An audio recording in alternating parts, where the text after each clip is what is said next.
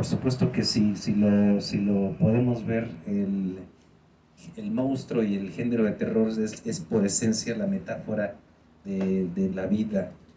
Eh, yo pude ver mucho, por ejemplo, el cuidado de un padre enfermo, cuidado de un padre enfermo que te entregas para poder hacerlo que no sufra. Yo creo que ahí está plasmado esto, pero pues ahorita vamos a entrar a ustedes, queremos también escuchar que ustedes qué opinan. Esta película le dio un recorrido a muchos festivales. Cuéntanos, terminaste la película, hay muchos detalles muy, muy importantes que quisieras a lo mejor compartirnos. ¿Qué quisieras decir, Isaac? Bueno, que también tenía tiempo que no la veía, no tanto como el incidente, pero la última vez que la vi fue en marzo, cuando fue la premier en Estados Unidos. Pues no ha pasado tanto tiempo, pero aún así fue increíble poderla ver con todos ustedes aquí. Creo que esta es una sala muy acogedora donde de cierta forma se siente una vibra muy mágica alrededor de ver una película, así que gracias por estar en esta noche tan especial.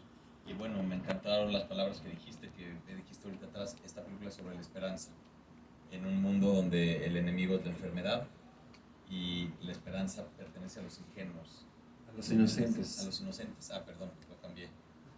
Pertenece a los inocentes. En este caso son los niños. Sí, creo que esa es una lectura, o sea, si eso es lo que sacaste, si esa fue tu síntesis de la película, pues me encanta. Es una película que ha ido cambiando mucho en cuanto a lo que yo quería decir sobre ella, ¿no?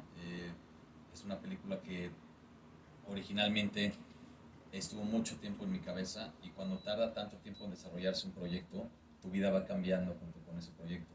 Para mí originalmente esta era una película sobre eh, un poco sobre el coming of age.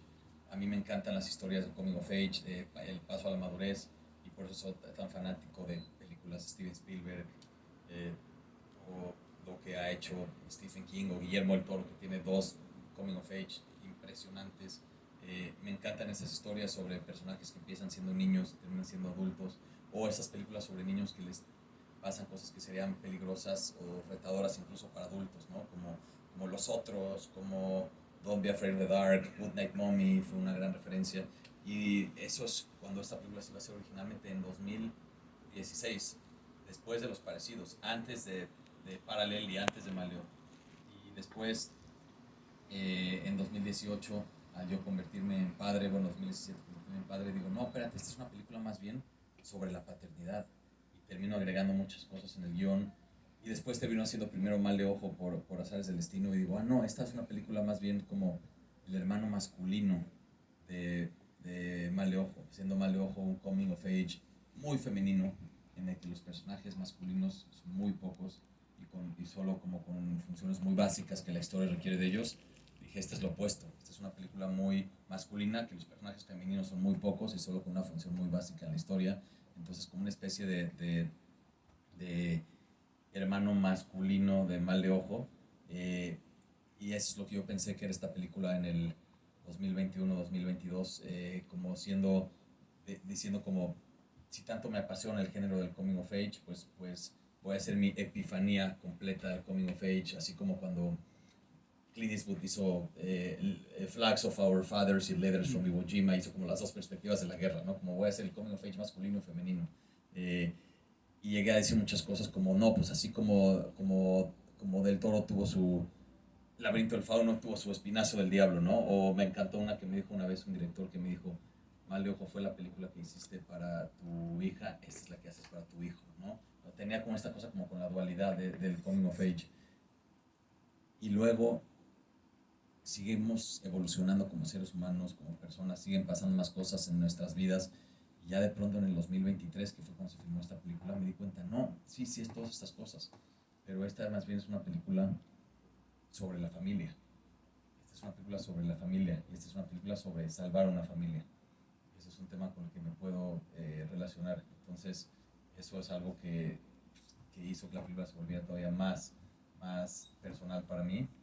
Eh, y pues qué te digo, esta película sí va a ser en 2016, sí va a ser en 2018, sí va a ser en 2020, se termina siendo en 2023 y se hizo justo cuando se tenía que hacer, en la locación que tenía que ser, con los actores que tenían que ser, todo lo que tenía que ser, y esta película salvó mi vida en 2023, así que qué bueno que se hizo como tenía que hacer, todo se acomoda como tiene que ser, y pues esos son los mejores proyectos, los que van evolucionando mientras tú vas evolucionando también.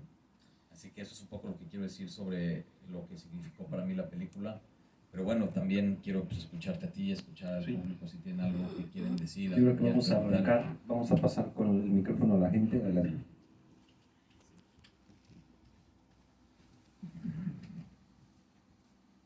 Hola Isaac, como fan de las películas de zombies, te puedo decir que rompiste el molde. O sea, no solo es una película de zombies, la humanidad tratando de salir adelante en una decadencia, no, fuiste más allá. Y al final el giro de tuerca en el que, no sé si lo habrán notado otros, pero lograste como que añadir un toque de nuestras raíces ancestrales fue lo que me encantó. Esta parte donde le sacan el corazón, o sea, me recuerda mucho, no sé, los aztecas. Entonces, creo que por esta evolución que tiene la película en sí, rompió el molde. Bueno, gracias por ese comentario viniendo de una fan del cine de zombies. Y sí, fíjate que en algún momento cuando me planteé que iba a ser una película de infectados, un gran reto para mí fue, pues mis películas son originales, son premisas descabelladas, son originales. ¿Qué hace Isaac van a hacer una película de zombies? Que es todo menos original. Y hemos visto miles de historias de zombies, pero justo es lo que pensé. A ver, hemos visto miles de historias de zombies invadiendo las calles de la ciudad, invadiendo casas, matando gente. Eso ya lo hemos visto. Pero siento que nunca hemos visto, o pocas veces hemos visto, qué pasaría si un ser cercano tuyo se infecta. ¿Qué harías? ¿Lo matarías? ¿Lo guardarías hasta que exista una cura? Y si bien hay películas que tocan esto, como la de Cargo, como la de Maggie, algunos capítulos de The Walking Dead, lo tocan como muy por encima. Y dije, quiero hacer una película que se trate toda de ese dilema y desde la perspectiva de unos niños, ¿no? Donde más allá que cómo sucede el apocalipsis, que ya lo hemos visto mucho, sea más una película más íntima, más contenida y más sí, de unos niños y también usar el tema de los zombies como una metáfora a lo que es lo que dijo Rafa, lo que es cuidar a alguien que está enfermo o también pues lo que es esta verdad universal de la vida de que los padres cuidan a los hijos y después eventualmente los hijos cuidan a los padres y cómo puedo hablar de eso pero desde una perspectiva pues como usando el género zombie, ¿no? De una película como los niños cuidan a los padres. Entonces, ahí es como traté de darle la vuelta. Qué padre que te pareció que rompió el molde. Sobre estos elementos que dices ancestrales como cultura mexicana, la verdad es que no lo hice con esa conciencia. Nadie lo había notado, pero qué padre que lo dices, que lo viste así. Porque yo siempre digo que me encanta que usemos el terror para hablar también de nuestras raíces, de nuestras tradiciones. Mi anterior película, Mal de Ojo, tiene mucho más eso, porque es una historia de brujería como que se siente una brujería muy latinoamericana, afrocaribeña, y siempre digo que me encanta esta nueva corriente que estamos haciendo terror con mitos, leyendas mexicanas, como Emilio Portes que hizo Belzebut, como Rigoberto Castañeda que hizo Kilómetro 31 sobre La Llorona y Turno Nocturno sobre la leyenda de la planchada, como Edgar Nito que hizo la de la leyenda de la Mirimba, de la sirena esta maldita, el lago de Pátzcuaro, como Michelle Garza que hizo Huesera, o sea, todas estas que son como, como monstruos o iconografías más nacionales. Yo sentía que a lo mejor Párvulos no tenía tanto de eso, aunque Mal de Ojo sí, aunque había sido hecha por un mexicano, pero a lo mejor el sitio lo tiene y es, como dices tú, algo inconsciente que puse. Así que qué bueno que lo viste también.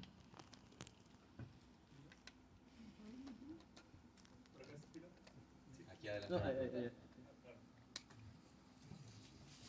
Muchas gracias, mucho gusto. Es un placer conocer gente tan interesantemente compleja como tú. Interesantemente complejo, sí.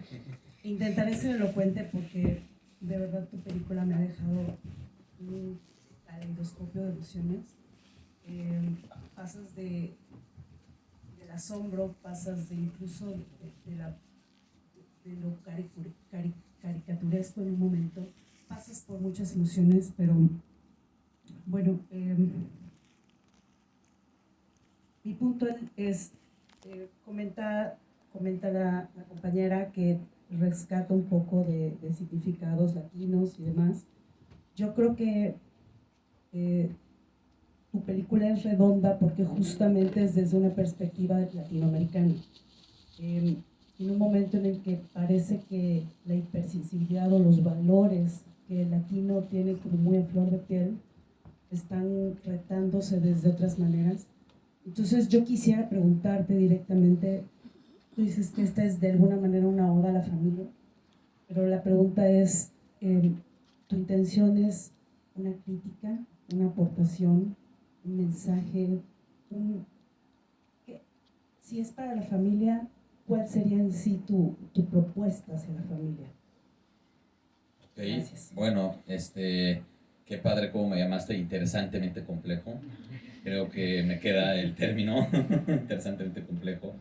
Y sí, bueno, como ya dije antes de que hablaran, ya dije todo lo que es la película para mí antes, es coming of age, es una metáfora sobre la familia, es una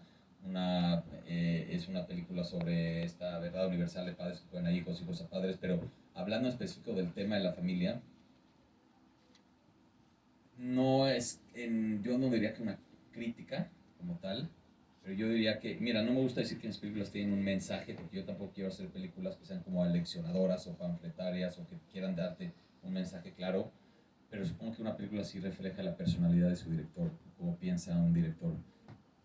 Y pues yo pienso que la familia es lo más importante y de cierta forma la película habla sobre, pues es como yo crecí, son los valores con los que yo crecí, son los valores con los que espero que crezcan mis hijos y entonces pues creo que si es que abre un mensaje, aunque no me gusta llamarle así, pues la importancia de hacer todo lo que puedas por tratar de salvar una familia. Y cuando digo salvar, no me refiero de que salvar sus vidas, me refiero como salvar de mantenerla unida aún si hay una situación adversa, compleja, como que los papás son zombies y tienen que estar encerrados.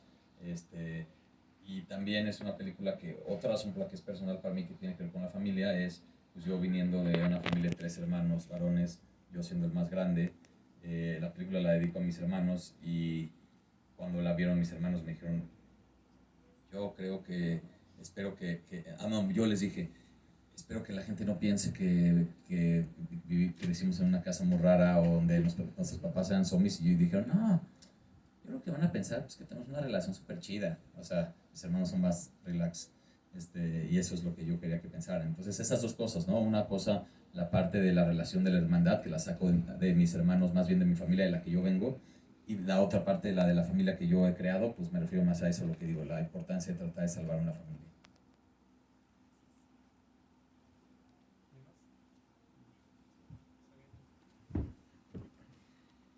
Hola, yo tenía la duda de cuál fue la razón que te llevó a tomar la decisión de usar ese tipo de lente en la película. Me pareció, desde el inicio fue lo primero que me llamó la atención y quería saber como qué fue lo que te gustó de ese estilo. Pues mira, mientras más vas ganando experiencia, ganando ahora sí que horas vuelo, aprendes el peso de una decisión creativa, el peso de usar un lente, el peso de usar la música así, el peso de usar una corrección de color de cierto estilo, el peso de usar una iluminación de cierto estilo. A lo mejor cuando estás un poco más empezando, son decisiones que no entiendes todavía el peso que van a tener narrativo, creativo, y vas afinando esas decisiones así como también tu gusto, ¿no? En el caso de Párvulos, justo la propuesta que hice con Rodrigo, de hecho es curioso, Rodrigo Sandoval, el director de fotografía, también hizo El Incidente, la película que vimos ayer. Dos películas que no podrían tener una propuesta fotográfica o de color más distintas. Es interesante que hice con el mismo fotógrafo mi primera y mi quinta película. Las dos las hizo Rodrigo. La 2 y la 4 las hizo otro fotógrafo que es Isi Sarfati y Parallel la hice con Karim Hussein. Entonces como que son los tres fotógrafos con los que he colaborado, pero ahorita regresé a trabajar con Rodrigo porque pues como ya comenté es un proyecto que tenía en desarrollo desde hace muchos años.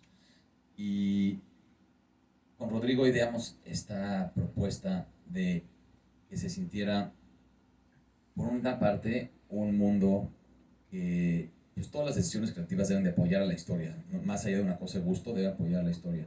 Queríamos que se sintiera un mundo que está hecho por niños, controlado por los niños. como si es una especie de fábula, una especie de cuentito.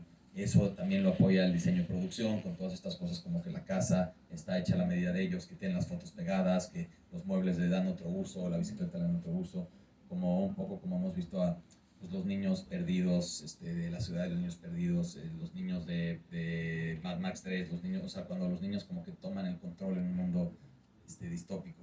Y en ese sentido, algo muy interesante de los lentes anamórficos es que te daban esa sensación, por una parte, de un mundo como que esto de que los lentes tengan esta distorsión en los lados te daban esta sensación muy como de cuento y también esta sensación como de un mundo de niños, como si todo es un sueño. Entonces eso en cuanto a los lentes. Y la corrección de color, que ha sido un punto que ha sido muy criticado, sobre todo en aspectos comerciales, como por distribuidores así que me han dicho, ¿por qué le hiciste en blanco y negro? Y yo, es blanco y negro. La película tiene color. A mí me parece muy interesante esta propuesta, que de hecho se me ocurrió la idea por una película, bueno, es algo que no es original ni inventado por mí, lo vemos mucho en el cine distópico, en películas como The Road, en películas como Book of Eli, esta propuesta como deslavada, pero la película que a mí más me dio la idea fue una película de Anton Fuqua que se llama Emancipation, que es una película de Apple que actúa Will Smith, que se trata de los esclavos que escapan, que salió en 2023. Yo me acuerdo que me encantó, como dije, órale, no es blanco y negro, pero es una película con un color tan deslavado que a veces parece blanco y negro. ¿Por qué? Pues porque estás viviendo una vida muy dura que tienen estos esclavos, cómo escapan.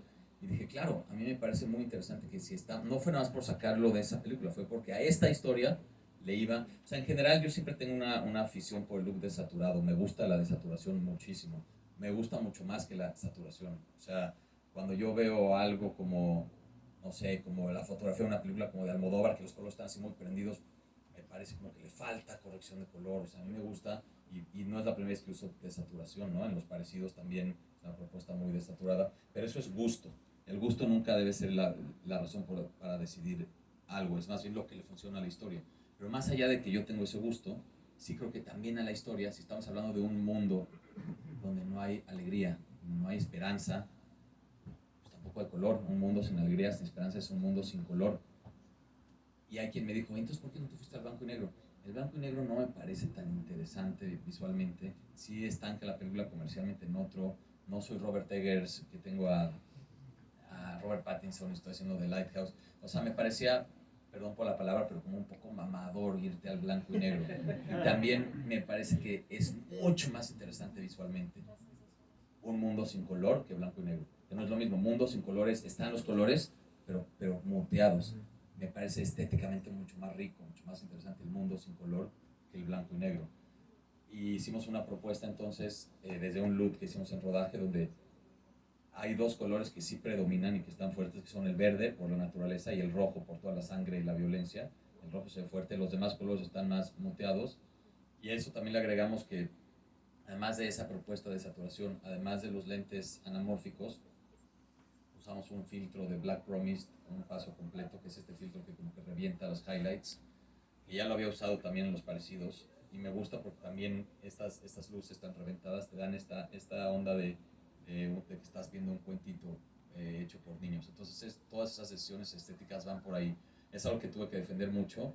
Claro que en su momento los distribuidores me llegaron a decir, uy, es que sentimos que entonces en el tráiler la gente piensa que es blanco y negro y mis productores me siguen chingando hoy en día. Es que ¿por qué le hiciste blanco y negro? No es blanco y negro. Y luego los distribuidores de Estados Unidos, puta, los de Firebook, me llevaron a comer un día en el Fantastic Fest a decirme, es que no se va a vender en muchos países porque es blanco y negro. Y todavía hace como 3 meses, todavía después del mercado de Cannes, me volvieron a decir, tenemos que hacer una versión que no sea blanco y negro porque no se va a vender. Y yo les dije, a ver, o sea, un director, un productor hace una película y la entrega. Ustedes, su trabajo es venderla. Tú no puedes regresar con el que hizo la película y decir, cámbiale esto para que la venda. Es como si tú fabricas unos pantalones y se los entregas a una tienda y la tienda te habla y te dice, no, ¿sabes qué? Te los va a regresar, córtamelos a shorts porque no se vendieron. Sí puede regresártelos porque no se vendieron y tú puedes aprender como productor de pantalones que para la siguiente vas a hacer shorts. Eso sí se vale, pero no pueden decirte, córtamelos a shorts y regrésamelos. Y además, hay muchas razones por las que una venta de una película puede ser compleja. Hoy en día el mercado es complejo, el mercado es saturado, puede ser porque se habla en español, puede ser porque internacionales no quieren leer subtítulos, va a haber muchas razones. No le echen la culpa al color. Entonces me convenció de una cosa que sí hice, me dijeron, ok, haz un tráiler que tenga un poco más color, solo el tráiler. Y si eso hace que muchos más países la compren, entonces a lo mejor sí tenemos que hacer una versión más a color. Yo hice el tráiler, se los di, porque yo estoy seguro que lo que sea que no están pudiendo vender o sí, no tiene que ver con la producción a color. Y ahí se los di, ahí tienen el tráiler y tampoco es que dos nuevos países la han comprado, o sea, fue como una forma de call their bluff, de que no era por el color, ¿no? Entonces es una decisión que sí he defendido mucho, porque como ya dije, no solo me gusta en cuanto a gusto cómo se ve, sino creo que estéticamente es lo que le funciona a la historia.